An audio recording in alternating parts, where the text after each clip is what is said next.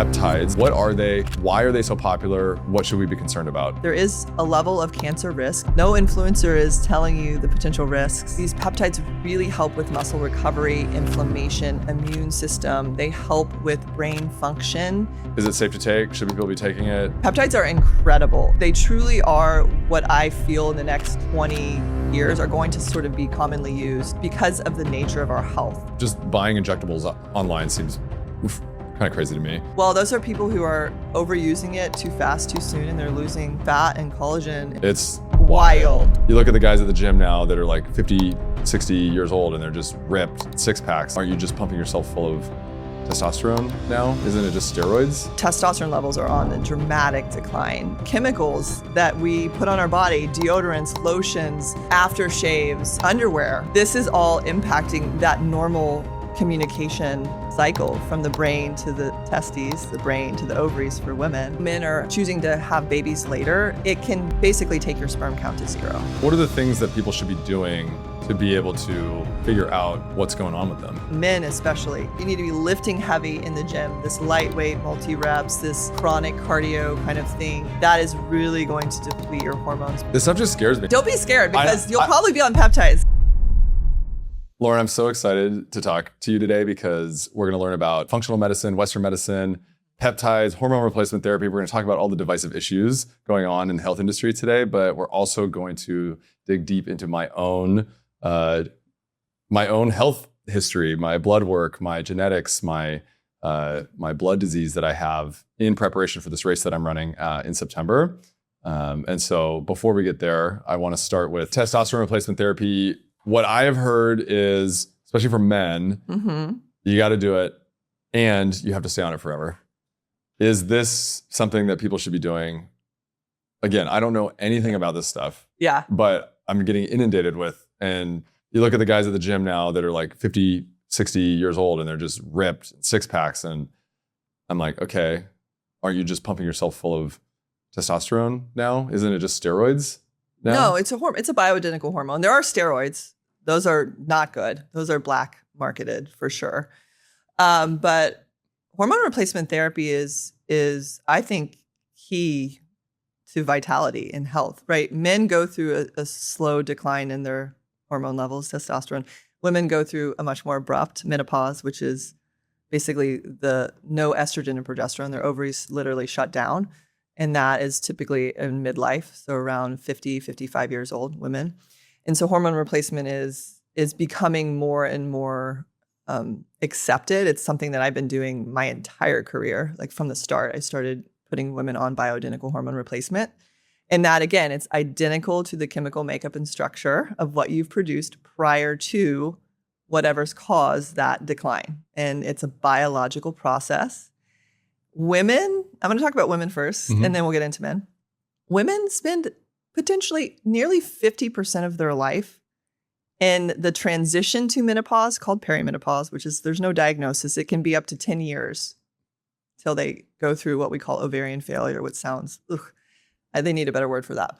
But that is a long time to live without key hormones that help you think, they help your energy, they help your heart, they help your bones, they help your libido, they help your sex life, all the things, vitality. To go half of your life without that seems cruel. Women live longer than men too. And hormone replacement is truly just supporting those pathways that are now declined. And most often women died pretty soon after that. We're living a very different life. And so hormone replacement is preventative of disease and also increases overall well-being and vitality. So, and they're safe, done right. And so there continues to be more and more research to kind of debunk the Women's Health Initiative, which really was what the abrupt stop of using bioidentical hormone replacement in mainstream medicine, right? That specific study was stopped early because women were having heart events. They're having clots. And that was actually, they found out because of the synthetic progestin that they were used. And that's not bioidentical. So actually we're finding bioidentical progesterone helps prevent cancers. It helps with Alzheimer's, which is very common in women. It improves heart disease risk which is the number one killer still in this country, the number one killer in women, specifically over 50. So it's to me, it's a no-brainer. It's part of the whole like health support, and it's absolutely personalized. There's no one size fits all, but it needs to be in the conversation. So women in general have been, okay, you're shit out of luck, right? Here's an antidepressant, here's a sleep med, here's 3 or 4 different meds to manage the symptoms of menopause that don't really work. Yet we give you bioidentical hormones and you're back online and it's in natural rhythm of your own body. So that is so important to me to educate men and women. If men were going through menopause, this would be a totally different conversation. It'd be required. Absolutely. I mean, if men had periods, there'd be like a week, a month that it was like leave was okay, right? Like this is just, let's just talk about the reality. But in testosterone replacement therapy in men, I'm a big proponent of. And again, it's about tracking your numbers, but testosterone levels are on the dramatic decline. And we don't fully know exactly why. I think it's multifaceted, but earlier chronic disease, so inflammation, metabolic syndrome, environmental toxins. So there's a lot of chemicals that disrupt our hormones. They're called estrogen disruptors, hormone disruptors. And so they impact testosterone production. The higher your estrogen level, it's going to downregulate your own testosterone. So if men are exposed, some chemicals that we put on our body, deodorants, lotions, aftershaves, like cleaning products, underwear, right? Like we're learning about all these forever chemicals that are in women's athletic wear, but what about men's underwear, right? That's right by. So this is all impacting that normal communication cycle from the brain to the testes, the brain to the ovaries for women, right? And we have these chemicals that are disrupting it. This is real? Totally real. 100%. As estrogen level rises, it's physiology. It downregulates testosterone production. And it's due to all of it, like... Well, there's multifaceted, but yeah, metabolic syndrome, so insulin resistance, a little extra weight, it's going to increase your estrogen level because fat is estrogenic, right? That's why women in menopause, we tend to gain a little bit of weight. That's because of the lack of estrogen, right? And chemicals will impact signaling. Absolutely. It is so important for hormonal health to look at the toxins, look at the water we're drinking, all the things. It's not in a fear, but it's the reality of our life. Like we can no longer just go to the tap and drink water and think we're getting clean water. Like we have to be intentional about some of these inputs, and water is huge, air, and then like products. And so that is, I think, a huge influencer, I know, in decline in hormone levels for men earlier, right? And so the question is, okay, do we want to fix all of the things, right? All the reasons why? Absolutely. But at some point, like, don't you want to also feel better? Yeah. Like, yeah. fuck, right? Yeah. Because testosterone is really accessible. I've seen men real young, or now men are choosing to have babies later. It can basically take your sperm count to 0. So if you're on testosterone replacement you are wanting to be fertile, you need to really understand what you're doing. Okay, so with more testosterone, that was always the thing, right? With steroids, I remember that back in the day. Like, well, testosterone's not steroids, but yeah. Yeah, but that was like sort of the thing, is like it would reduce your sperm count. Yeah, but so TRT will also do the same thing. So testosterone, yeah. So it will, again, we do a sperm analysis, but I'm going to say across the board, if you are wanting to have children and you were also deciding to get on testosterone replacement, there are things that we use like enclomiphene, which helps keep, despite giving you testosterone, it helps keep that communication between the brain and the testes to produce sperm still. It keeps that communication open. But HCG is another one. Okay, so what else is this? Because you've mentioned a couple times. What is this communication pathway between the brain and the testes, or the brain and the ovaries? Yeah, so your brain releases like prolactin, follicle stimulating hormone, luteinizing hormone. So men and women both have those. And so what that does is it communicates to the organ, the testes, to produce sperm, produce testosterone. Right? Okay. And so if you have, for whatever reason, like a decline in testosterone production, we're going to try to upregulate that pathway to see if we can get you to naturally boost it. Okay. That may not always work, but that's what we will utilize medications for that. And also medications that impact estrogen levels. So that's where enclomiphene or Clomid comes in. So I use that a lot in men earlier on, like to try to optimize testosterone without going on testosterone replacement therapy, which can work really well for some. Okay. Yeah. Yeah. Because I've been lifting weights consistently for the past like 18 months. The first 6 or 9 months were more reps, lighter weight. And that was to really like lose fat, get down to a certain body fat percentage. And then since I've been actually building and lifting very heavy, 8 to 10 reps, like the month, like 6 weeks after, 6-8 weeks after I started doing that, I noticed that my face started changing, my face shape, like my body shape, my hair, things like really started changing. I wasn't measuring anything at the time, but my guess is that something happened with my testosterone. Is that something that's real? Like I'm turning 40 this year. Yeah, absolutely. Like, am I able to naturally produce more testosterone just from lifting weights? Yeah, absolutely. So it's kind of a use it or lose it. So lifting heavy naturally increases testosterone. So that's one reason why I love women to lift weights for many reasons, but men especially. You need to be like, you need to be lifting heavy in the gym, this lightweight multi-reps, this like chronic cardio kind of thing. That is really going to deplete your hormones, both for men and women, but especially like for men. And so you're saying it actually depletes if you're doing too much cardio? Yeah, because it causes just stress on the body, which then impacts these stress hormones, adrenal hormones, which then overall, if we continue to have stress, it's going to now take from your sex hormones to support you continuing to go. Does that make sense? Our body just wants to be in balance. It wants everything to function. So if we have the normal amount of stress, right? We have stress and then we have time to recoup, right?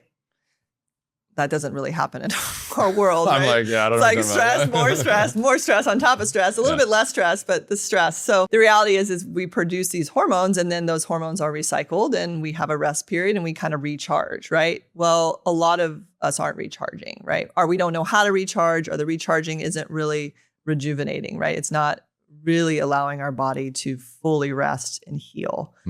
And if we do that long enough over time, those stress hormones, norepinephrine, adrenaline, cortisol, DHEA, those are going to decline. And then we're going to have to use sort of the backup reserves, right? We've got backup reserves pretty much everywhere in our body. And that's where testosterone comes in. That's where, estrogen, progesterone is utilized to make more cortisol for women, right? So we have the thyroid hormone for women is a big one that happens in midlife, right? Where we have thyroid dysfunction.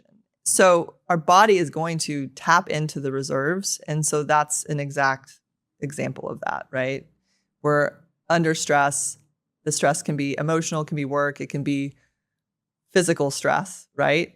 Our body doesn't know the difference. It's gonna utilize whatever it needs to do to keep you functioning, to keep you alive. That's where we see, some side effects of that. And so where does that leave us with fertility now? Fertility is declining. And I'm definitely not a fertility expert, so I don't want to speak too much. But what I do know is it has a lot to do with declining hormones, has a lot to do with men. Honestly, fertility was always about women, and we're realizing that men are, 50% of the equation here. And so all the focus has been on women and optimizing the woman, when if we're not optimizing the man and looking at sperm count, looking not only do you have sperm, do you have healthy sperm, right? Like the next level of that. I don't necessarily think hormone replacement therapy is the solution to our fertility. It has a lot to do with environment, stress, gut, inflammation. So women are put through hormone replacement therapy when they're going through IVF. They're pumped with hormones to kind of optimize, but it's not. Men can use it for fertility. We can use HCG. We can use things to support fertility in men. Peptides can be really supportive for fertility. But it's definitely a concern. Functional versus traditional Western medicine. And what are we missing? Functional medicine is really an approach where we look at your body as a whole system, not not parts that are separate. So in Western medicine, we have gastroenterologists, we have OB-GYNs, we have endocrinologists, we have immunologists, right? And they're really focusing and specializing in that one area, but we're not really looking at how the immune system interplays and impacts with the reproductive system, or the neurological system, or the gastrointestinal system. So we're missing this idea that we are a whole person made up of lots of interconnected parts that all communicate. So in functional medicine, we are taking that into account. And I would say one step further, especially with what I focus on, is not only how the body is interconnected, but how your history and your current environment influences your health. Because that is oftentimes the most influential part of your health that even within functional medicine or in personalized medicine, we don't take into account. The stressors in your life, the relationships, the home you live in, all of that needs to be taken into part for your health. So Western medicine is amazing at acute illness. If I have an accident and need an emergency surgery, I wouldn't want to be anywhere else in the world. So what is it that shows up in the blood work or whatever? Well, really the root cause of everything is the inflammation, right? We talk about inflammation as just disruption in the blood in the system. And so immune system is also really key in that. And so we see a ton of what's called autoimmune inflammation, autoimmune disease. We have several of them with names like lupus, Sjogren's, rheumatoid arthritis. We have other blood diseases, but there's so much more inflammation that we see in blood work and in testing that we don't quite have a name for, because disease is sort of out progressing where the science and the research is. So what we look at is a lot around inflammation, metabolic dysfunction, so metabolic syndrome, which is how our body utilizes energy in an efficient way. And when that becomes disrupted, that causes a downstream impact, heart disease, cancer, immune dysfunction. So it really is, I see a lot of different things, but there's core themes. And a lot of it is metabolic dysfunction. Secondary are driven by inflammation. I mean, if you were to talk about any modern disease that's chronic, there is a level of metabolic dysfunction and inflammation that is at the root. It's just how many layers do we have to peel back to kind of get to that core. And so that's where with functional medicine, I'm always going to look at that, because I know your metabolic health, your inflammation is foundational to you being optimal. Okay. And so like I did a gut health test a couple times. Right. And my inflammation score on that was 0, which I was surprised, because I've heard, inflammation. So like, how does inflammation actually show up in my day-to-day life, even though I measured it, right, but it said 0? Yeah. So that's that's an inflammation marker in your gut. Yeah. Which is great. Inflammation shows up in specific lab markers that we look at. So we'll look at C-reactive protein, which looks more at skeletal muscle inflammation. Again, it's fairly nonspecific, but if you have an injury, if you're sick, you'll see that elevation. And inflammation isn't bad. Let me just step back. Inflammation is how we heal. When you get hurt, when you have some sort of insult, your body creates inflammation, which are all these cytokines, all these inflammatory molecules that come to heal. Right? It's when inflammation is constant and it gets dysregulated, right? So when we talk about the inflammation from like testing wise, we're looking for abnormalities in general. So that's where C-reactive protein comes in. We look at things like an ANA, which looks more for autoimmune inflammation. Again, neither of these are diagnostic to like a disease. Mm-hmm. It just gives me an idea. We look at hemoglobin A1C, which we checked yours, right? And that lets me know the average of your metabolic health over the life cycle of a red blood cell. So about 3 months. So when that's dysfunctional, we know there could be some inflammation related to insulin and metabolism. And so what are the things that people should be doing to be able to like figure out what's going on with them? Well, everyone needs to get blood testing, I think. So foundational, and the best time to get lab testing is when you feel good, because that becomes your baseline, right? Because the reality is labs are changing. There's literally numbers on a paper, right? And so we have to correlate those with the person in front of us, right? And so that's where when we have the data, again, it doesn't say anything about who you are. It's just numbers on a page. That gives us a baseline to track changes over time. Because the reality is what shows up now as a symptom has been brewing for quite a long time. And again, with genetics, disorders, which we'll talk about with you, I mean, these are sort of outliers, but in general, most things are slowly showing trends of becoming abnormal for quite a long time before they become abnormal. And if you want to stay optimal long time, you want to correct those before they become a problem, right? We want to be proactive, preventative. And that's another thing that in general, as a society in healthcare, but not just in healthcare, everywhere, we kind of don't want to address anything until we have to. And I would say across the board, when it comes to health, that is not the way to operate. Yeah, but that's how the system's designed Absolutely. Right now. So I want to get your thoughts. I don't know much about any of this stuff that I'm going to be asking you about. I see a lot of it come up. I hear people talking about it. So tell me about peptides. Let's start with peptides. What are they? Why are they so popular? What are the downsides? What should we be concerned about? And what are the benefits?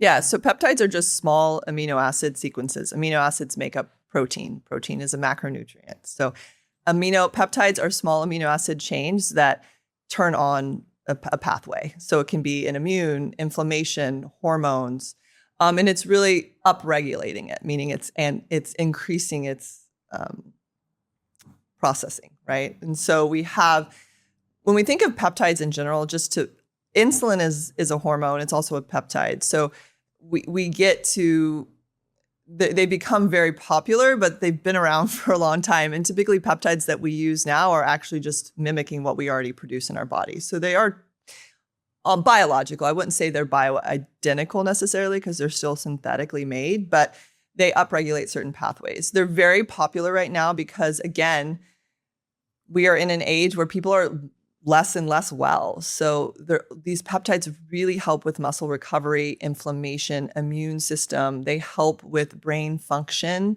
They help with metabolic function. So insulin, GLP-1s, for instance, are the biggest peptides right now. Ozempic, the fat loss. Tirzepatide, Wegovy. And those really antagonize a pathway, GLP-1, which helps to improve insulin. Right, and improve insulin sensitivity. It works on insulin. There's tirzepatide, which works on insulin and glucagon, which is another hormone that impacts how we process sugar, right? And so it impacts the metabolic health tremendously. And when we impact that, we're seeing the massive improvements in overall health, mortality, disease prevention, disease reversal with these peptides. So peptides are incredible. They truly are what I feel in the next 20 years are going to sort of be common. They're going to be commonly used because of the nature of our health. We're becoming unhealthier younger. Like kids are having autoimmune disease, chronic disease we're seeing in children. So the technologies needs to, meet the times. And that's where peptides are incredible. I use them a lot in my practice. But we also need to know that they're not the quick fix, which is how a lot of times, like, take this peptide and feel better, or reverse this, or have the best sex, lose all the weight, and don't have to do anything, right? And so again, it's this idea that we just want something we can just take and it fixes our problems, our health issues, but it can give you a huge edge. So I use many peptides in my practice, a lot around inflammation, a lot around hormones, specifically growth hormone, to support just recovery, regeneration. I use a lot around immune system, gut. So hormones, it can be very supportive in. So there's many, I can talk about specific peptides if you want to, but they need to be used with caution, because when we upregulate or increase the production, cell turnover, for instance, well, cancer is an cell turnover, overproduction. So we also are not meant to be on the same peptide for longer, really, than 2 to 3 months. We need to be cycling them. We need to be aware of the peptides that we utilize together. And again, it's a huge leverage for a lot of people, but it's expensive. And we do need to realize that there is some cancer. There is a level of cancer risk. It's minimal, but again, no influencer is telling you the potential risks. And we're able to buy them on the internet, right? And just get them directly to consumer. There's so many issues with that. I don't need to get too much into that, but being a prescriber, there's reasons why we prescribe to pharmacies. They're FDA controlled.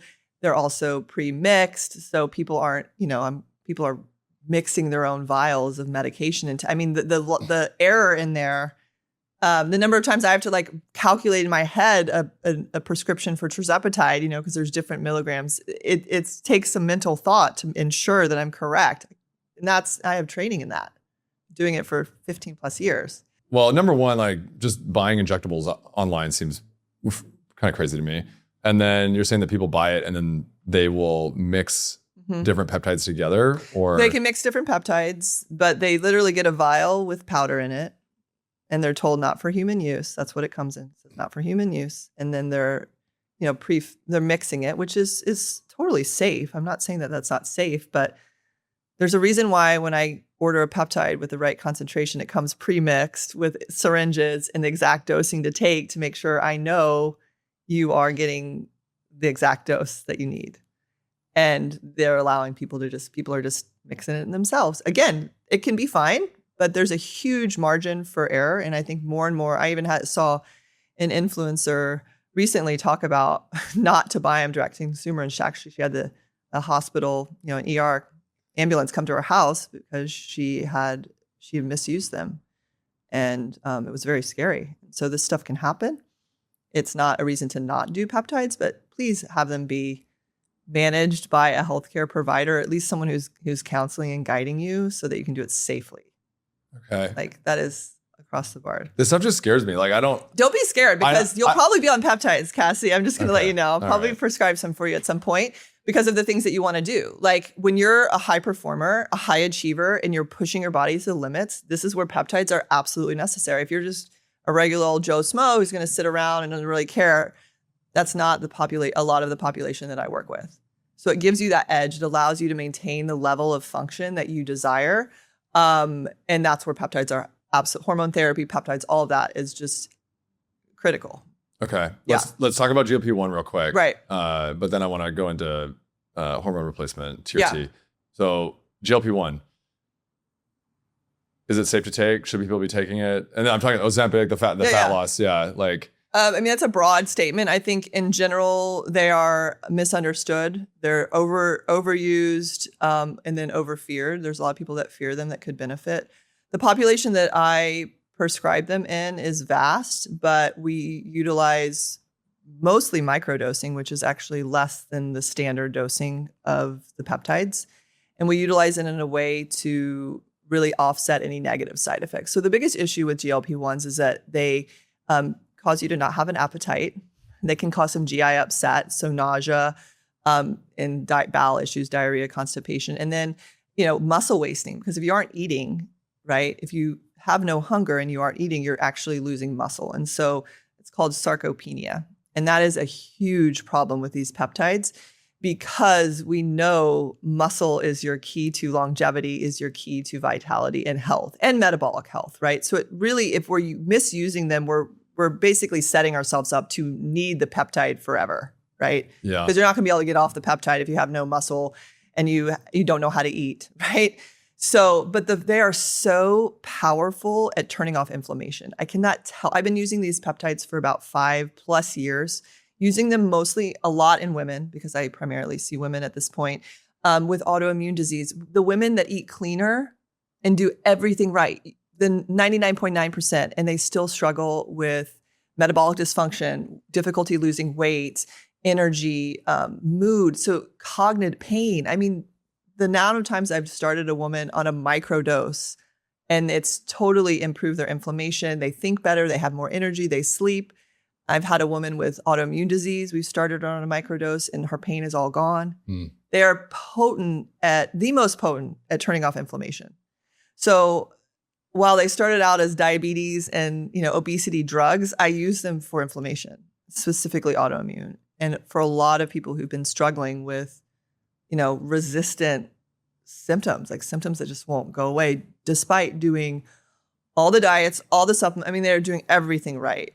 And they can input this peptide at a very, very low dose, monitored by me to make sure they're eating and they're working out and we're watching their body composition. it's life-changing, Yeah. like literally life-changing. And that's why they are so popular too in this community, because of how life-changing. They just need to be done right. And that's where I think it's across the board. They're done, where people just take too much, they don't eat, they're throwing up all the time, and they're losing weight too fast. And that's concerning. But do we take them away access because of that? No, people need to be educated. Providers need to be integrous and safe with them versus looking at it as a way to capitalize with money. That's kind of where I see it, this space. Okay, what about Zempi face? Zempi face? Oh, like the Ozempic face. Well, those are people who are overusing it too fast, too soon, and they're losing fat and collagen. And a lot of these women are in the kind of phase of life too, where hormones are fluctuating, where naturally the elasticity, the collagen in their skin is declining, declining estrogen levels. So that's a whole plastic surgery niche now. So they're figuring out ways, but I definitely, it's not, I haven't seen it done. I haven't seen it when done correctly. Yeah. So I feel like it's people who are interesting, misusing it. Yeah, I've had an opinion on it, and now it's interesting to hear you take it because I trust you. And trust me, I've been very skeptical. I mean, I'm from a family of scientists, so they're skeptical of everything. Yeah. So, but I just cannot deny the impact that it's had. So it's honestly something I choose in certain women and pretty soon in their care, if it seems fit versus waiting. Okay, you're not going out the back alley and just pumping them full of. No, Kassidy. I think a lot about my in-laws. They live in Billings, Montana, and they've worked hard jobs their entire life, worked as hard as they could to pay the bills, put food on the table, take care of 4 kids, and they haven't been able to take care of their bodies as well as they had wanted to. Yeah. And so what do you say to people that are not in Austin, Texas, or Los Angeles or New York, or these cities where this is like sort of more common, and the access to information seems, at least the community around this stuff is stronger. Like, What do you say to people that are in the Midwest that they can't even find the time to do anything? They got to pay the bills. They got to go to work. They got to do whatever they can. Yeah, I think the focus on hydration, like clean inputs, right? Clean water, clean air, sleeping, trying to move their body, trying to eat whole foods. So starting, if it's just drinking water before your coffee in the morning, if it's getting off the screen, not doing the Netflix in the evening, but prioritizing sleep and understanding why that is, because it's going to give you more energy to be able to really pour into what you're doing every day.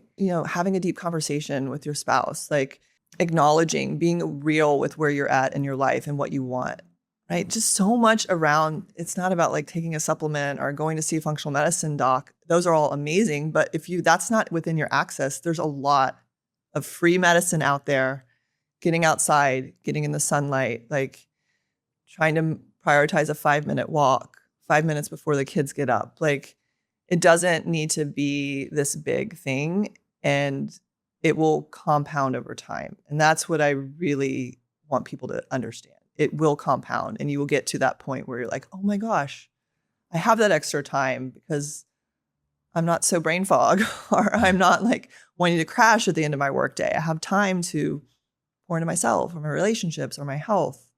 Yeah, I love that. Yeah, when I've talked to people that have done a lot of tracking of sleep and stress and the Oura rings, because I ask people, what has been the biggest impact on your sleep score, your recovery score, everything that they're tracking? And they said sleeping, hydration, and eating whole foods.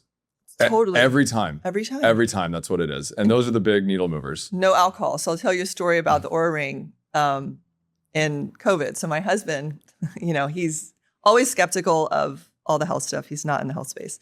So I get him an Oura ring, and, COVID hits, and he's tracking, and he realizes, we drink now and then, like a glass of wine we love, right? And so he realized from tracking how shitty his sleep score was after drinking a glass of wine. We weren't getting wasted, and everyone in COVID, people were drinking a lot more during COVID. Yeah. We actually went the complete opposite. We really stopped drinking because we were with 3 young kids. I had almost a 1-year-old at the time.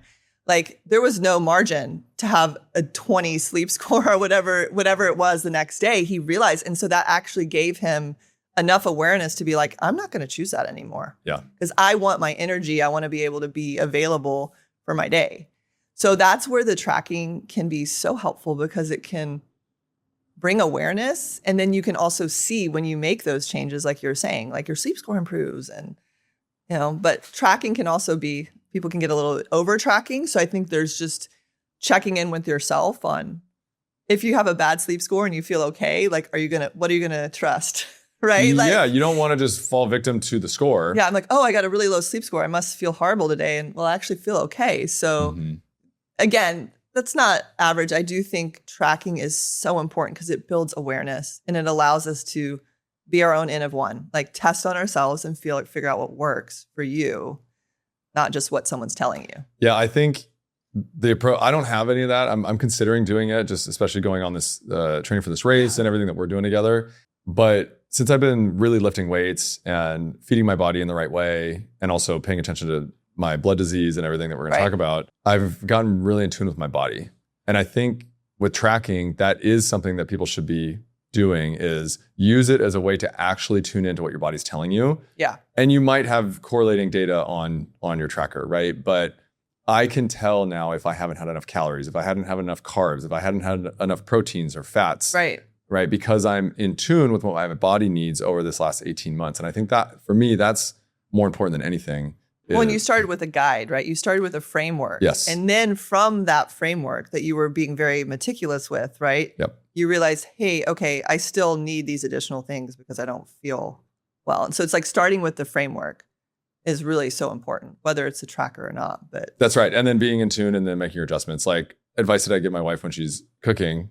She doesn't cook very often, but like do the recipe first, follow the instructions first and then make your adjustments later. Don't make your adjustments now.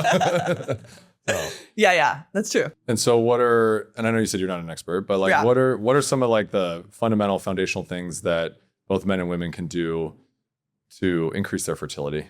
I mean, it's all kind of the same thing, right? It's managing stress, it's eating whole foods. But for specifically for fertility, we need to be getting polyphenols. So CoQ10, reds, purples, all those really great types of vegetables and fruits. So things that are antioxidant because they're going to help with the stress, the over aging of these eggs and these sperm, right? So we look a lot at also like omega-3 fatty acids, which we can get through seafood. We can get through, grass-fed meats, right? We also look at like zinc levels. We look at specific amino acids, carnitine, leucine, alanine. These all are very effective for improving fertility. And so when I think about also improving metabolic health, so for women and men, understanding like where's your metabolic health at? And that will absolutely improve egg quality. So we think about inositol. We think about, so many different berberine, things like that are natural to support metabolic health. But fertility is just part of your health, right? It's your vitality. And so we look at it from that broad spectrum. And then there's specific interventions that we know that can like optimize egg quality, can optimize sperm quality. And those are some of the things that I listed. Okay. Are women going to end up with 8 babies? John and Kate plus 8? No. I mean, that's when we'd start doing IVF and we start doing, we start overstimulating the release of eggs. So there's so many different ways to, in the, fertility treatments. And the least invasive is called IUI, where they basically take sperm, they clean it, concentrate it, and then they, put it in the woman, right? And then they also give a woman a medication that helps them release a few more eggs just to increase the odds. Yeah. Right. And so that's where we can have, triplets, multiples, octuplets. Or if we do IVF, where we've actually harvested the eggs. So we've given women hormones to release eggs. We've taken the eggs, we've either fertilized them ahead of time, which is oftentimes what happens, and then we implant them in. And usually you're going to implant multiple because the odds are, only a certain number will be viable or actually implant. So it's like a lot of science to me. I have some ethical, there's just ethical things. So there's a lot of women that have eggs frozen forever, right? And they're never used. And how do we again, these are just questions. I don't have an answer, and I don't really have a huge stance on it either way. It's just things we have to think about. Like, we have fertilized eggs that are in banks that aren't being used. What are going to happen to those? How do we manage that? What do you think we should do? I don't know. I don't have the answer, but it is something that we're sort of bypassing a little bit of like God and nature. While I also think that in a medicine we do that too, right? Because we know where we're at now, like that is impacted. But I do think with fertility, it gets there's definitely like fine line and gray areas around ethics. But I also, I have had struggled with infertility, multiple miscarriages. So I understand the need and desire to have a baby and not have it on the timeline that I want. But I also have babies, right? Mm-hmm. So it did ultimately happen for me. So I can't speak to being in different shoes, right?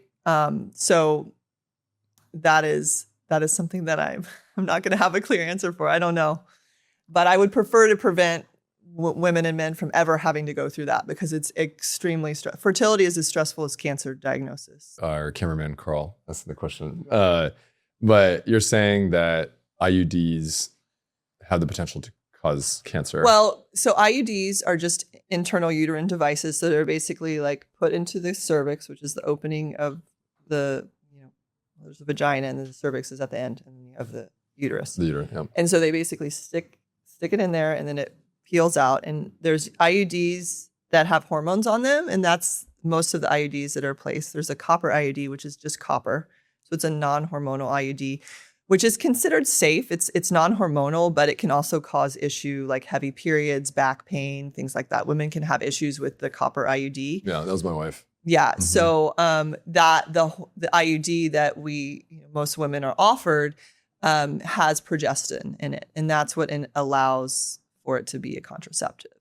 Mm. And that again has risks, and we tend to there's gynecologists now that'll just put them in women who are in perimenopause to say, oh, this will help all your symptoms.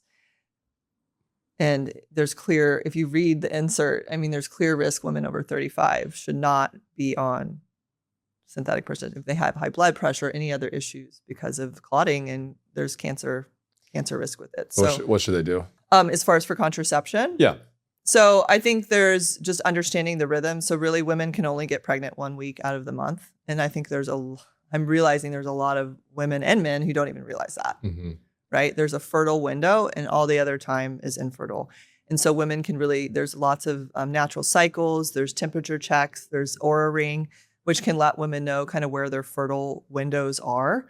And then communicating with your partner. So again, like fertility is a couple's issue. And I think men and also women, it's sort of been kind of the woman's to deal with it. And then the woman has to deal with the ramifications, right? Mm. And men just want to have sex whenever they want to have sex, and their wife needs to have sex with them, And so that's where it's a communication of understanding, hey, we're in a time where we're not open to babies, right? And so we get to be on board with using barriers so condoms can work. There's other methods.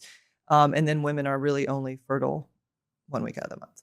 Because I'm just learning about the names of each week, basically. Yeah. Right? So what's the name of the, what? It's the follicular phase. So follicular. It's and then there's ovulation phase. So that's really when women can get pregnant, ovulatory. So we have the basically menstruation, which is from about day 1 to day 5 or 7. And then we have follicular, which is when the egg is getting all ready to be released. And then the ovulatory phase, when the egg is released.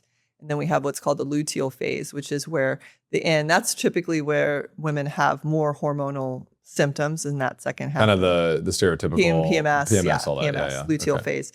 And so that's when if the egg is fertilized, will be implanted during that time. Okay. And then all the hormones drop. That signals the uterus to create different hormones and just shed all that lining. And that's what menstruation is. It's all the lining that's been built up in the uterus to house that egg, a little pillow of just tissue that then will grow into the placenta and, basically create a baby. Yeah. wild. It's Wild. Wild. The whole thing is wild. When you really think about it, the whole thing is wild. It is a miracle. To me, it's about understanding normal biology and physiology. And when it comes to reproduction, there's a lot. We just were sold, oh, just take birth control. But we're learning that that's not, and I think it's shifting. I do feel like it's shifting. Should daughters at like 15 years old be put on a birth control? I'm gonna say I'm not doing that for my daughter. I can guarantee you. But again, I don't want to. I never live in absolutes. I've learned this in my life. There's never absolutely never no. There's always can be extenuating circumstances. If it's about safety, it's about ultimate different things. We can. But if we're going to be on birth control, we need to understand how to offset the negative impacts, which is gut health, B vitamins, right? And it can impact our mental health too. Like an astonishing number of women on birth control are depressed or anxiety. It's something astonishing. I think it's something like 60, 70% over time, but it's not this, I take this pill and I feel this, right? It's a symptom that kind of isn't clear and happens over time, so we can't always correlate it back. But there's research in showing it's a massive increased risk, especially in teenage girls, for depression and anxiety. So and also it drops a lot of women, it drops their libido. So it's like that impacts your wanting to desire to have sex anyway. Yeah. Right. Well, it's birth control. No. Yeah, it's birth control. It just won't even have sex. Right. Yeah. I mean, it's just, again, I don't say no, but it's definitely something that I'm educating my patients who are moms or younger girls. Well, why are we getting on this? Like, what's the point? What's the purpose? What's the duration? Like, what's the plan with it? And then what are we going to do to offset it? What are we going to do to monitor any potential negative side effects that come up? And that is, there's a lot of mental health side effects that come with birth control that we don't attribute it to it. So then when, we end up having those symptoms, or we get on antidepressant and anxiety. So it's like now we have two meds that we're on, and then it just stacks. I have one more question, and then I also want to share, because the reason I think this is so important is I'm thinking back to when my wife, before she started lifting weights, she was overweight, and she'd been overweight for a long time. Nothing, I wouldn't call her obese or anything, but just wasn't taking care of herself as much as she wanted to. Right. And she also tried IUDs. She tried a bunch of stuff, and her luteal phase was pretty wild. Pretty wild. It was a lot. It was a lot. And I had to be brave enough. And so the reason that we're talking about this is because it is a couples thing, right? Totally. And I think men have been told so often, like, oh, she's on her period, PMSing, like, just don't even walk away. It's just going to happen, whatever. And what I found is that when I had the conversation with my wife from a like genuine, heartfelt, like, I don't think this has to be the way that it is for you. Like, and this is also really hard on me. Like, it's not me throwing the fact that she has her period in her face or whatever, but it was like, is there something that we can try to do or work on together? And it was hard watching her go through it from a husband perspective. Absolutely. It was really hard to watch her go through everything. And ultimately, one of the things that was like 90% that improved everything was actually her lifting weights and building muscle, and like everything kind of went away.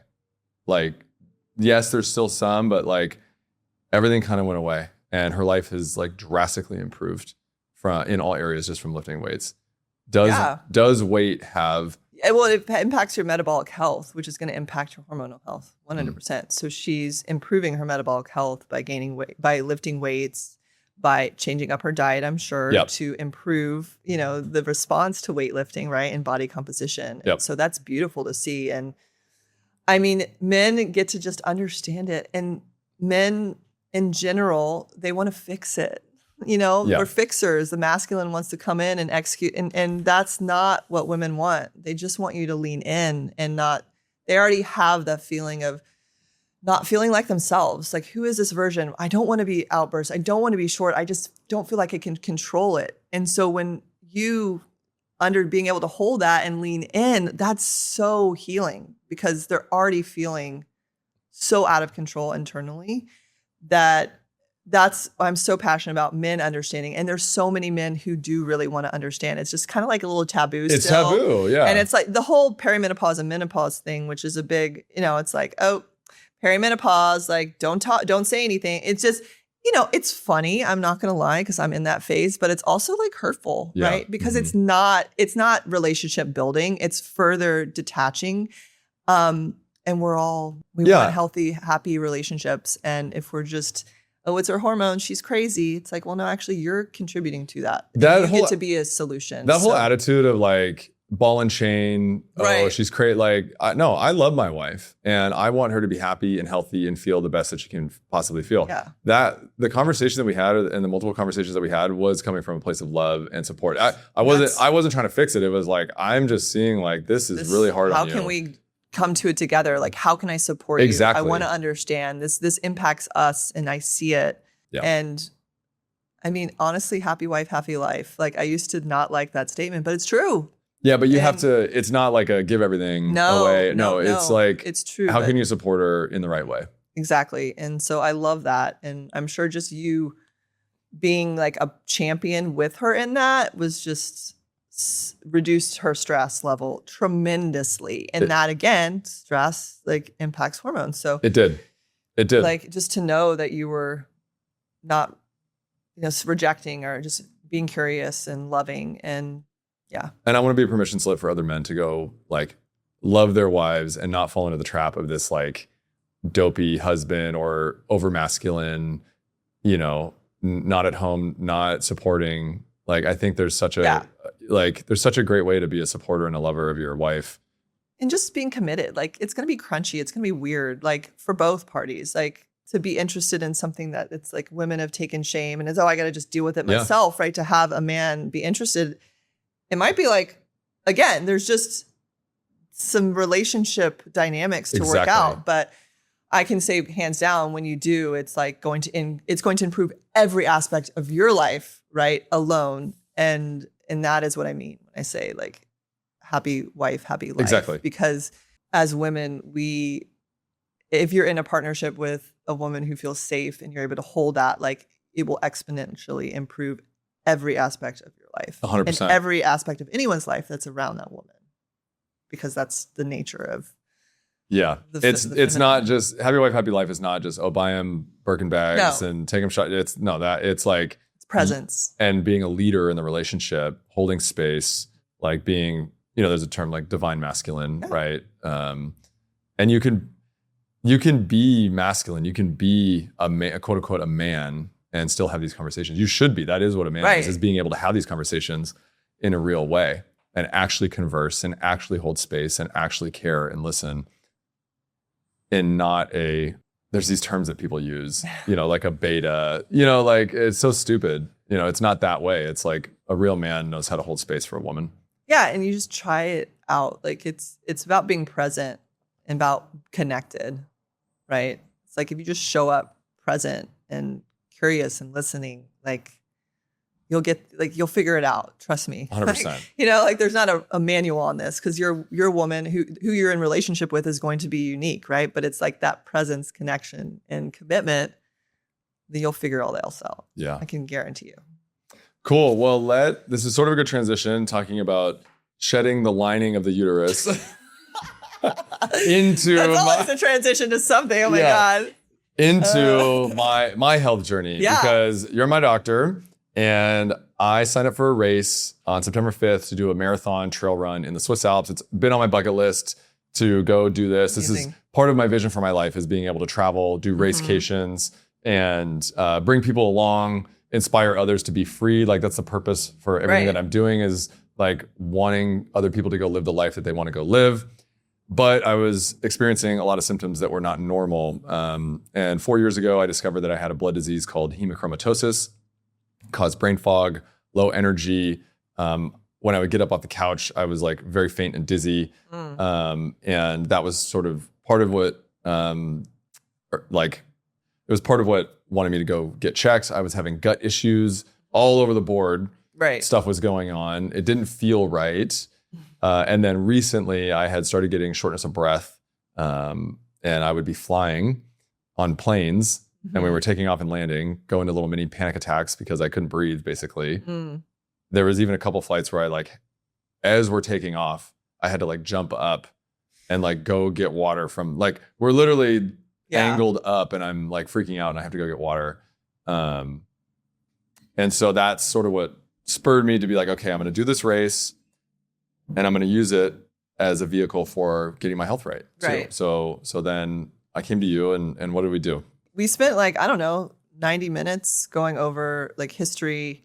Usually I spend 60 to 90 minutes with patients. And so we went a lot over history, but we went over your blood work. We also went over a lot of like all the symptoms that are going on. Like, how are you sleeping? What's a typical day? What do you do first thing when you wake up, Kassidy, now versus before, right? Yeah. Like, what is the lifestyle habits? Because that gives me, again, labs are numbers on a page. When we couple that with someone's history and current symptoms, it highlights a lot for me, right? And on what to prioritize and why some of the symptoms might be going on that aren't. So yeah, we looked at labs. We created, I looked at things that were suboptimal and things that were really imbalanced. And like hemochromatosis, it's genetic. You can't alter it, but you can do things and adjust your lifestyle to be supportive of that. And hemochromatosis is just iron overload. Your body just absorbs excess iron. And it's a genetic defect. So from all the food that you eat, it just absorbs iron in excess, which then that iron can deposit in different organs, like your liver is a big one, pancreas, lungs, brain. And so depending on the severity, people can have a lot of headaches, fatigue, abdominal pain, like digestive issues, and just a lot of fatigue. Because again, it really impacts your oxygen usage, and it can thicken your blood, so you're really heart attacks. Which the men in my family died early of heart attacks, and I imagine that it could have been from. It's not something we routinely check. No, because it's called old man's disease because the symptoms mimic getting older, right? Because the joint pain, the immobility from having iron in the joints. Causes, it's like arthritis, basically, brain fog, low energy that's getting older, lack of clarity, decision-making. And then, every guy has gut issues, apparently. So that's just everyone has gut issues. Yeah, everyone does, right? So the treatment for everyone that's unaware is the only thing you can do is go get blood draws. And so when I first found out, this was about 4 years ago, I went 30 weeks in a row donating blood. My iron, I think it was my iron or my ferritin, I can't remember. Ferritin. It was 5 times the high limit. So I was 5 times over what the normal range is. So my doctor called me, this is before I met you, and was like, you got to go, and you got to go weekly. So I went 30 weeks in a row of donating a pint of blood every week, when normally the Red Cross, you can only donate every 8 weeks. And then I got tired, I took a break. I did another 20 weeks after the break. And then that was about 18 months, 2 years ago. And in the last 2 years, I've probably only gone about 6 times. And so what did we find on my blood work? So we found elevation in your ferritin, your iron, and what we call iron saturation, meaning each red blood cell was oversaturated with iron. And so that, with hemochromatosis, the best solution to that is to donate blood, right? We also saw, I believe, slight elevation in what we call hemoglobin and hematocrit, which are blood counts that we look at. We see oftentimes lower levels of that. We don't often see high levels, but with hemochromatosis, it's a big sign. But overall, like when I think back at your labs, they looked really pretty good for, you obviously take care of yourself, right? You had really low vitamin D level, which we know is so important for immune system, mood. Like it's a critical vitamin, as well as you had some inflammation markers off, specifically autoimmune. But overall, like your metabolic health markers looked really great, which is something that I really track, and the range that I look at for optimal is pretty narrow, and you were in that. What did you come with me with? Because we can talk about that as long as you're everything. Yes. I mean, what I recall is like sleep issues, gut issues, some fatigue, right? And There brain was- fog. Yeah, there was Like things are basically, good, but like you're a high achiever, right? You yeah. pushing yourself to the edge. So a lot of the fatigue was getting worse. It was, there would be days where like I would get up, I would go to the gym, do really well, and then I would come back and like have to take like a 2-hour nap. Right. And that's like, that's not no. normal. Or Yeah. it'd be get to the end of the day and need a nap. Like the fatigue was getting out of hand, really. Yeah. And so I think we do discover too, like you weren't drinking water. You're drinking probably a little bit too much coffee, not enough. No, you want to yeah. talk about it all? No, yeah. I've got permission. This is true. But like the basics, like that's where I was like, that's why I always ask people, what do you do first thing when you wake up, right? And like, let's be honest. I have an espresso, yeah. Yeah, first thing, which is, let me tell you, like 7 out of 10 people, that's exactly what they do. Yeah. First thing, they drink something that dehydrates them more after they've been not drinking for what? 8 hours. 6 to 8 hours, Yeah. right? And so just hydration can help with energy, just drinking water. And so I think that is a simple, again, does drinking water for everyone give them more energy or give you more energy? Who knows? But certainly not going to help if you don't. In that time since we met, I started drinking a lot more water, but I also went and I donated blood. I did one more, they call it therapeutic draw, and they tested the hematocrit, and they were like, oh yeah, before they even took any blood out, they're like, oh yeah, you have thick blood. They could just tell from the... Right, it's really dark and like it's just slower to come out. Yeah, which makes a lot of sense that like my body's not functioning because the blood can't even get into the capillaries and like make it to all the places that it needs to make it, and it's slow, and my heart is full of iron. Like it's really scary when I think about it, actually. Well, I think that you're doing the right things, and then it's also like offsetting that with knowing that when you have too much iron, it's very what we call pro-oxidation, which is like damaging and aging of the cells, right? So it's doing things to offset that with nutraceuticals and diet and then therapeutic draws, right? So that's something that we're getting into as far as specific supplementation based on your lab work and also based on like hemochromatosis to optimize. But for that disorder, like you have to consistently do phlebotomy or blood draws for kind of the rest of your life. There's not a quick or a solution that I know of to really offset that. But we want to combat that. We want to offset the impact that excess iron can have on our cells and our mitochondria. And that's where antioxidants like glutathione, we talked about, certain B vitamins, obviously giving you vitamin D. Because I was low on vitamin D. And then adding in more like vegetables, right? Like more natural vitamins and minerals and polyphenols and antioxidants and things like that from your food. Yeah. To just kind of support. It's like we want to offset any damage that we can't prevent. And then I also uploaded all of my genetic information. And so what do we find in my genetic testing? Genetics are also, I always caveat this because genetics are not you're not doomed by your genetics. Really, we know it's proven that your lifestyle impacts how your genes are expressed. It's something called epigenetics, meaning that we can influence our genetics, which I think is so empowering. Like our lifestyle and how we live can impact gene expression. Incredible, right?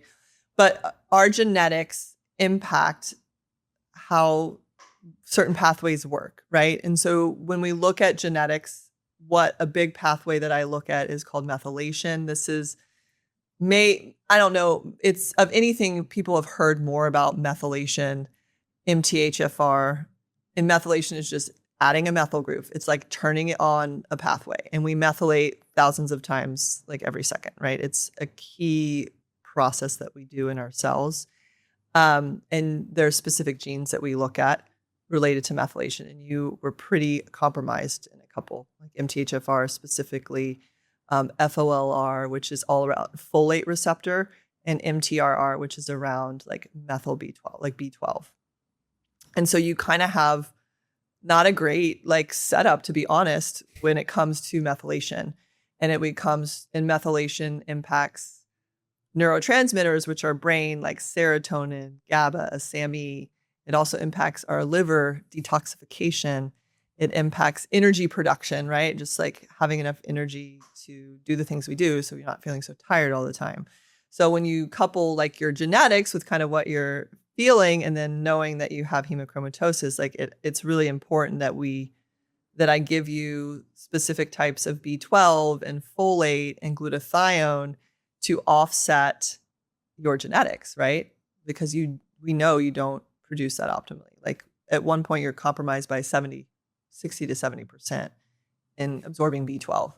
But with COMT, that is all around what we call catecholamines, which are these fight or flight hormones. So adrenaline, norepinephrine, cortisol, and these are the things that make us feel like sweaty and want to pass out. And we like are so just, that near death, or you get in almost a car accident, or that rush of hormones where you really can't do anything but just like be in that experience. Like, yeah. So your body does not reuptake those. So anything when we release hormones, or we release at the synapse, then we have specific reuptake, meaning we let it out, it does its thing, and then we reuptake it.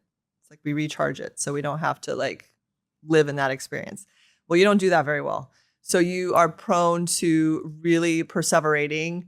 So a lot of patients with COMT, they have a hard time coming down from a stressful experience. And it may be just like something silly. Like it could be a conversation that that was stressful, that you just can't get out of your mind.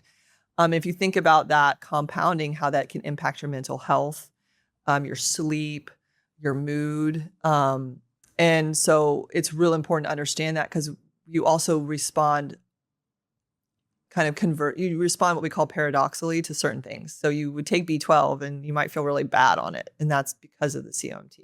It's because you need specific types like adenosyl hydroxy B12, not just methylated B12, which is an activated form. Again, this is a lot of minutia, but it's true. And so this is where a lot of patients are like, I'm doing the things and I feel so much worse, or it makes me feel more anxious. And I know I'm supposed to have B12 because someone online tells me I need B12. But the reality is your genetics can also impact that. And so it's another layer to understand. So for you, knowing that about yourself, you get to not only look at supplementation, but you get to work on things to allow your nervous system, allow your brain to kind of reset. So I know you have like a pretty big morning ritual that you do, right? To kind of. I haven't been doing it as much. Okay. But that's been on my mind. Yeah, like creating ways to really upregulate the vagus, like stimulate the vagus nerve, these kind of calming hormones, right? So it's important for me to absolutely create space of silence, meditation, right. Nature, obviously taking things like GABA, theanine, like holy basil. There's lots of ashwagandha. There's a lot of herbs. You don't have to take all of them, but magnesium, like things to support your body producing these calming neurotransmitters, which are GABA, serotonin, theanine, right? Yeah. Theanine's not a hormone. GABA and serotonin are hormones, and are neurotransmitters, excuse me. And those really calm down. And then there's a lot of stimulating neurotransmitters, which is all the others, right? So that is where your body really, you get to leverage those, and oftentimes in a lot higher doses than most people, right? So you tend to have, super therapeutic, like above dosing, because we're offsetting genetics. Super therapeutic. Okay, that's good to know. Because the other thing that's on there, I don't know if you caught this, I'm sure you did, but I also have the performance athlete gene. It's a gene that is shared with many performance superior athletes, Olympic medalists, right? Causation, correlation, or but yeah. So there's the high performance gene. I'm lifting weights 5 days a week. I'm gonna be trail running quite a bit more. And you're also saying that like my ability to regulate my anxious emotions and stuff is compromised. You just got to work on it. It's not. It's not a end game issue, but a lot of people don't know that, and so they continue to think that there's something. What's wrong with me, right? We medicate that. A lot of people with OCD, a lot of people with addiction, substance abuse, have some of these genetic defects that just, again, it's not causative, but it certainly lays the environment to be more susceptible to that. And so that's where genetics is just like a roadmap to you. And we get to just, based on genetics, based on your history, based on what we're seeing, based on your goals, right? Like the performance gene, you recover well, you respond really well to exercise, like your body responds well to exercise. Yes. And that's good because there's some people who don't, Mm-hmm. right? And if they don't, then there's things we can do to offset that. So it doesn't mean that they can't be a high performance or an athlete, right? It's just, they need to understand that they need more recovery. They need, certain supplements. They need, a lot of things to improve inflammation and muscle turnover. So I find it fascinating, but I also don't treat you based on your genetics. Like you have this genetic marker, so you have to take this. Other than MTHFR, right, where everyone needs B12 and folate, right? So there's not too many mutations or SNPs that we call them that I just blanketly give people a supplement because of it. Then you just end up eating supplements all day. And that's the thing. It's the same model as the Western, like a pill for every ill. It's like a supplement for every imbalance. And you can't out supplement a bad lifestyle. You can't out supplement loneliness or dissatisfaction with your life, right? That is what I see too. Like, and you can't out supplement like not prioritizing yourself. And as an entrepreneur, like that, again, we're just grinding and going and kind of pushing our body, not listening to our body, right? And I see that a ton with entrepreneurs and just high achievers, right? People in those kind of leadership positions really struggling, ignoring their health until like literally their health takes them out. And then it becomes the most important thing in their life. And that's what I see is what I want to support people in understanding. It's like health is your greatest asset. When you have it, the sky's the limit. When you don't have it, there's not much else you're going to create or generate in that space. You can't do anything else. No, it's the only thing you focus on. And so you give your health a little bit of space, then it's not going to take up your whole life. And so what do you recommend for me now?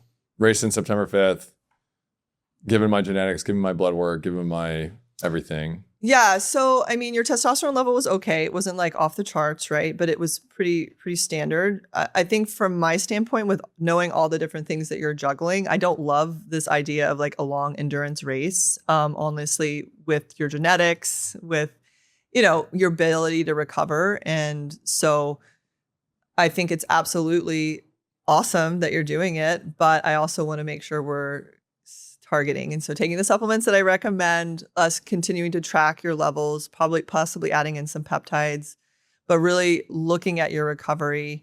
I think you also weren't necessarily eating enough, we kind of determined, and that was a huge, so it's like really dialing in to the nutrition, to the recovery, to everything that we need on a more intense timeline, right? It may not be checking labs all the time, but it's really around checking in and seeing, okay, how's your recovery? What's your HR? That's where tracking, I think, could be really helpful for you right now, like an Aura or a Whoop. I think Aura is really shown to be a little bit more superior when it comes to like HRV and recovery, but heart rate variability is huge to track because that's a marker that we kind of know your resilience to stress, right? And when it's really low at rest, that means you're not very resilient to stress. Right. And so we want to improve that through different modalities. And so I need a Whoop or a Aura to be able to do that. I would have us start tracking that. I think that would be really, because you're already tracking kind of your macros and your nutrition pretty dialed in. I also think too, you need to, right, before you on kind of a cut and now you have to decide what you want, right? You're not going to build muscle and a rate. Like we have to really, this is a season of prepping for a race. So the idea of prepping for an endurance and building muscle, to me, when we do endurance, it's hard to build muscle, right? But that's what I want. I know. We'll see. I mean, again, there's no absolutes. I'm just going to say from my like clinical recommendation, I want to watch out for your hormones. I don't want you to kind of crash. And that's where, where you start feeling like you get injured more easily. We see your hormone levels decline. You're not sleeping as well. And so that's where us getting a clear plan with supplements and lifestyle and recovery, right? Because I do work with several kind of high elite kind of athletes. They're not they're I don't know what the term, but they do a lot of races and they train 1 to 2 times a day. And as we age, that's just so hard on the body, especially women, because many of them are women. And so we really have to offset that with lifestyle and looking at how your body's responding. And that's where some of the tracking, I think, would be helpful for us to look at, because it gives us a little bit different information. But the phlebotomy is going to be huge, and getting on some key supplementation, seeing how your body responds to it, and see, like, right now, like, how are you sleeping? What's your HRV? Right. And that's something we don't know. Because that was one of the other things that I came to you with. You can optimize that. We can optimize. Yeah. Because that was the other thing I came to you with, was I was sleeping like 9 hours a night and I wasn't feeling rested. Right. And I was doing that like every night pretty much, and I still wasn't feeling rested. I was like, there's something wrong here. I'm excited that I'm getting all this sleep, but I'm also feeling still out of it. Yeah. And I honestly think it came down to a lot of the hydration and not having done a phlebotomy in a while. And probably increasing calories. That's another one. And increasing calories. Yeah. Like the sleep when we're not eating enough. Yeah. I was going to go through another cut in March, and then I was like, oh, I'll do it in April. But now that I'm doing the race and knowing everything that you're telling me, I think I'm going to continue.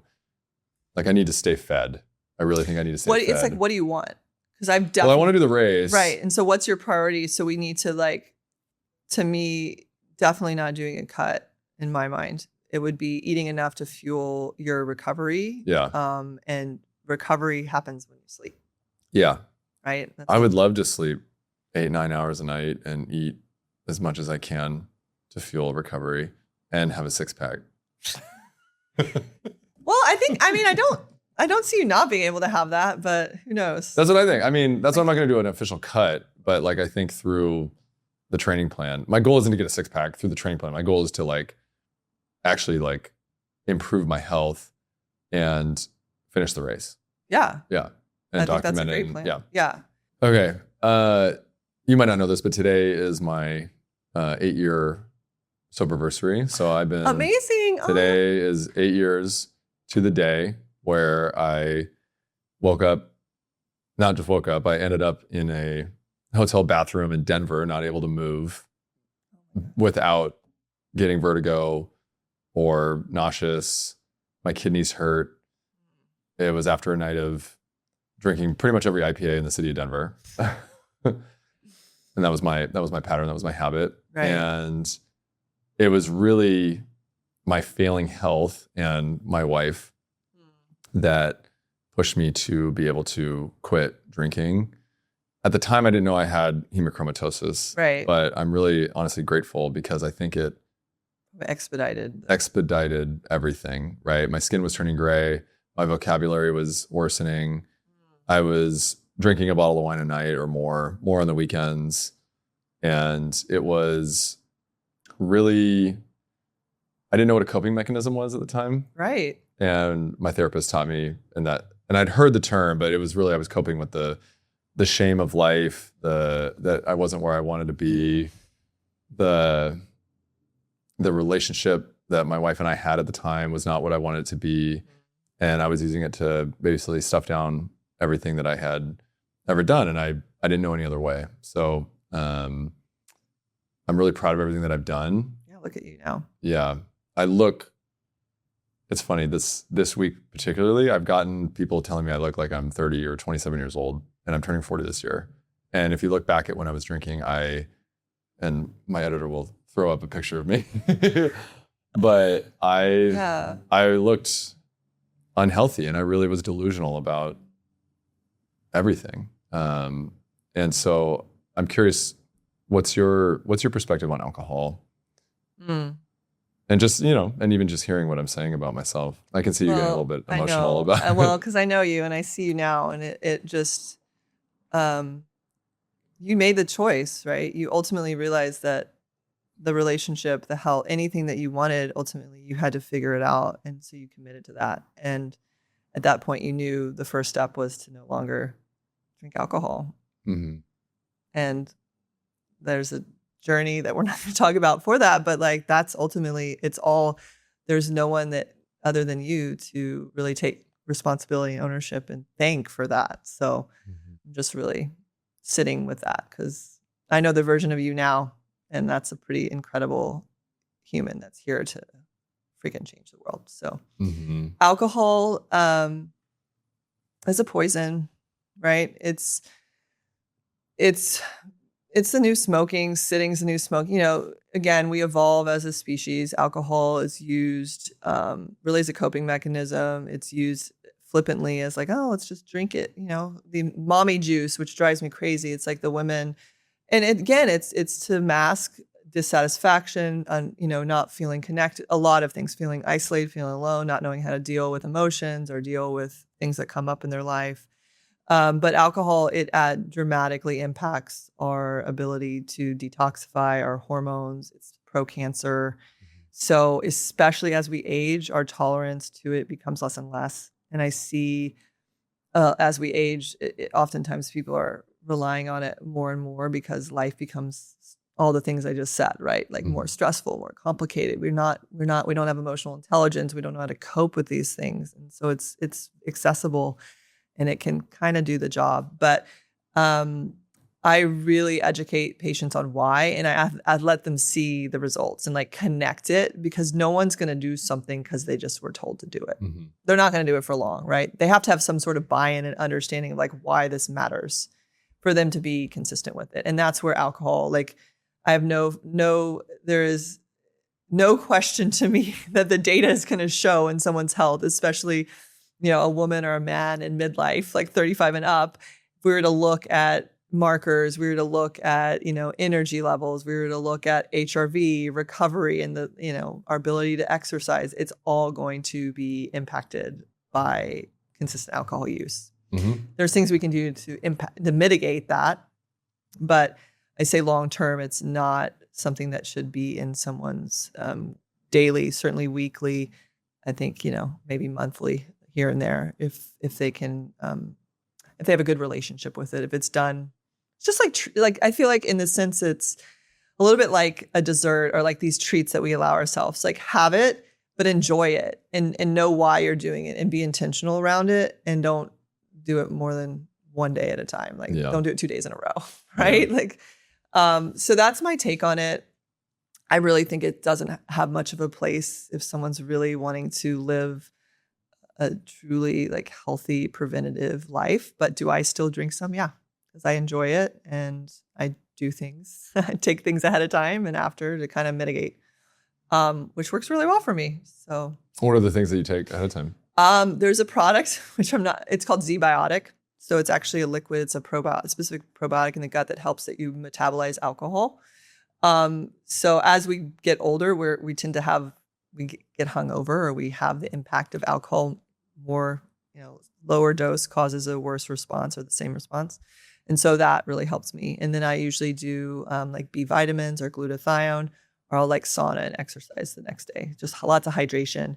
It's best to eat when you drink alcohol, like to not drink alcohol right before you go to bed. It's better to have it during the day so you're eating and kind of metabolizing it, because it can impact your blood sugar. So don't have the bottle of wine on the bedside table. Yeah. Yeah. Don't chase it with your nighttime pills or whatever. But yeah. I think it's but there's also it's a tool. It's a little bit more acceptable than other drugs, but it's just this idea of addiction. Like we're unable to cope, and this is just the choice, the vice of choice that a lot of people utilize to hide, to numb, to stuff away, all the things that you talk about. People do that with food. They do that with drugs. They do that with sex. They do that with porn. They do that with, there's all these different things. But alcohol has a really negative impact on our physical health. Yeah. So it's not in a daily. Yeah. And I was just working out at the time just to basically offset the effects, but that doesn't even work though, because your body doesn't work the same. Well, and you already had hemochromatosis, and so you're so iron overloaded, which is so oxidative and so stressful on the cells. And then you add another toxin to that, which then just ruins your gut too. And so definitely removing that in and of itself probably made a really dramatic difference in a lot of things over time. And then now you're fine tuning. Yeah, I mean, I would get vertigo episodes. I was in the executive suite sitting next to my CEO, and I was having a vertigo episode, and I was searching around for the plants that I might have to throw up into, Good. Oh my gosh. I never got sick. Right. It was all spinning, like literally the vision spinning. And I had to leave that meeting and go into the bathroom and just stand there for like 30, 35 minutes until everything stopped spinning. And that was a point where it was like, I can't pretend that this isn't about the drinking anymore. Right. Yeah. And I'm sure it was exacerbated by the hemochromatosis, but I had to Uber home for the same reason. It was like the longest 8-minute Uber ride that I ever taken, just because I could not even like open my eyes. And that's what the drinking had done to me. And I haven't told people a lot of this stuff. But yeah, I'm really grateful on this 8 years. Yeah. I'm proud of you. It's on the other side. And I think you get to be kind of a wake up call, like, you know, but also just inspiring to people on there's hope. There's always a choice. And this is on the other side of choice. Right. Yeah. And that's what I think. And what I'll say about it, people ask me if I did AA, and I didn't, but I had a online community called, it was on Reddit, it was called Stop Drinking. And they had a phrase there that said, I won't drink with you today. And in terms of the choice, you just get to choose today. Right. And maybe it's not today, maybe it's this hour, maybe it's this minute, but it was every minute, every moment of the day. If I got through today, then I could just work on tomorrow's today.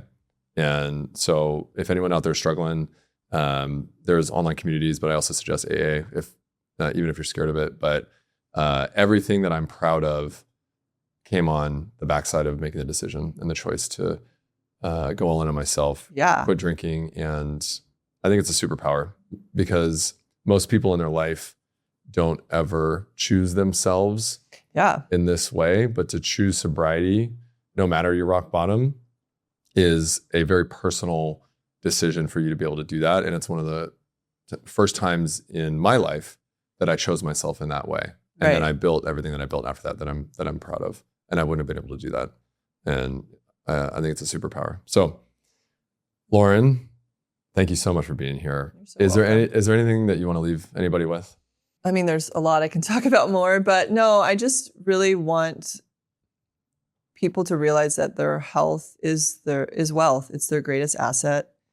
And no matter where you're at in your access to health, or there are things that you can do to really support yourself.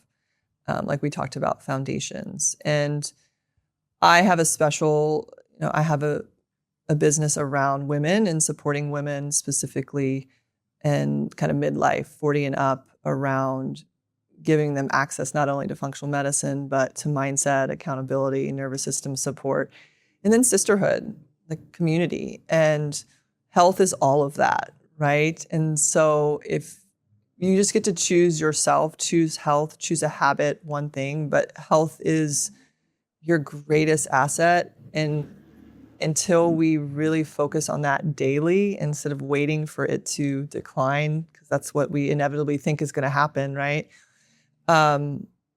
We just get to see what comes from that. So I just I'm so passionate about educating and just information, because when we educate and we have the information, it kind of neutralizes any stigma or thoughts around it. So that's really what I want. Education and getting people their lab testing so they can understand it.